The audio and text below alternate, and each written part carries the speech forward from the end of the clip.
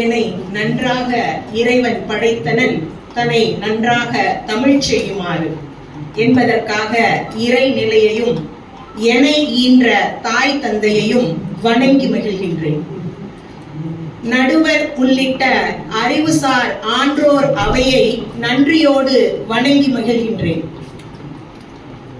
கர்நாடக தமிழர் நாள் என்று வாராது வந்த மாமணி என்ற தலைப்பிலே கவியரங்கம். இதோ எனது கவிதை. மாழை வருடத்தில் 1936வது வருடத்தை தமிழிலே மாழை என்று அழைப்போம். மாழை வருடத்தில் முத்து நகரமாம் தூத்துக்குடியிலே முத்தாய் வந்துதித்தவர். கர்நாடக தமிழர்களுக்காய் தமிழ்தாய் தந்த தவ புதல்வர் இவர். தமிழ் இலக்கியமதில் முதுகலை பட்டமதில் முதல் மாணவராய் திகழ்ந்தவர் இவர். இதழியல் முன்னோடியாம் ஆதித்தனாரின் இதயம் தொட்ட ஆகச் சிறந்த மாணவர் இவர். இதயம் தொட்ட ஆகச் சிறந்த மாணவர் இவர்.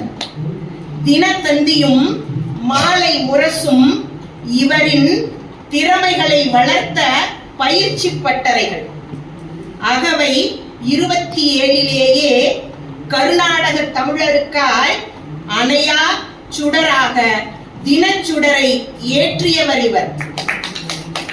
மாலை இதழாய் மலர்ந்த போதிலும் நித்தம் மங்காது ஒளி தரும் தினச்சுடர் தந்தவர் இவர்.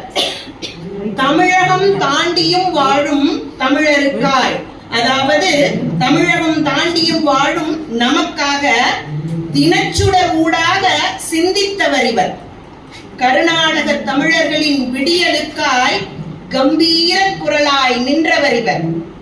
கர்நாடக தமிழர்களை அரசியலில் கண்ணியமாய் வெற்றி பெறச் செய்தவர் இவர். அல்சூர்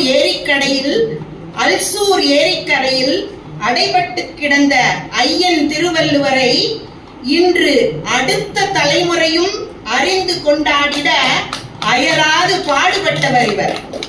கோலார் தங்கவயல் தமிழ்ச்சங்கத்தில் கோலாகலமாய் திருவள்ளுவர் சிலையை தன் களப்பணியால் திறக்கச் செய்து அங்குள்ள கல்வெட்டுகளிலெல்லாம் இடம்பெற்றவர் இவர். கோகா கமிட்டி அறிக்கைக்கு எதிராக போராடி கர்நாடக தமிழர்களின் தாய்மொழி தமிழ் உரிமைக்காக கடுமையாக போராடியவர் இவர். காவிரி கலவரத்தின் போதெல்லாம் கர்நாடக தமிழ் மக்களை காத்து நின்ற கவசம் இவர். கர்நாடக தமிழ் மக்களை காத்து நின்ற கவசம் இவர். கர்நாடக தமிழர்கள் இங்கே பிழைக்க வந்தவர்கள் அல்ல, இங்கே நாம் எல்லாம் பிழைக்க வந்தவர்கள் அல்ல. காலம் காலமாய் கர்நாடகத்தில் பிறந்து வாழ்ந்த பூர்வ குடிகள் எனும் கண்டிப்பான உண்மைகளை ஆய்வுகளால் உறுதிப்படுத்தியவர் இவர்.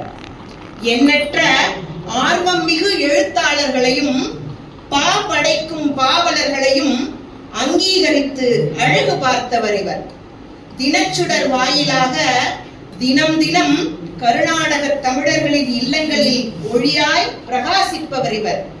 கர்நாடக தமிழர்களுக்காய் காலம் முழுதும் அயராது உழைத்து இதழியல் இமயமாய் இதழியல் செம்மலாய் உயர்ந்து நிற்கும் வாராது வந்த மாமணியாம் பாசு மணி அவர்களை இன்றைய நாளில் நாம் வணங்கி மகிழ்வோம். வாய்ப்பளித்த அனைவருக்கும் நன்றி கூறி விடைபெறுகின்றேன். நன்றி, வணக்கம்.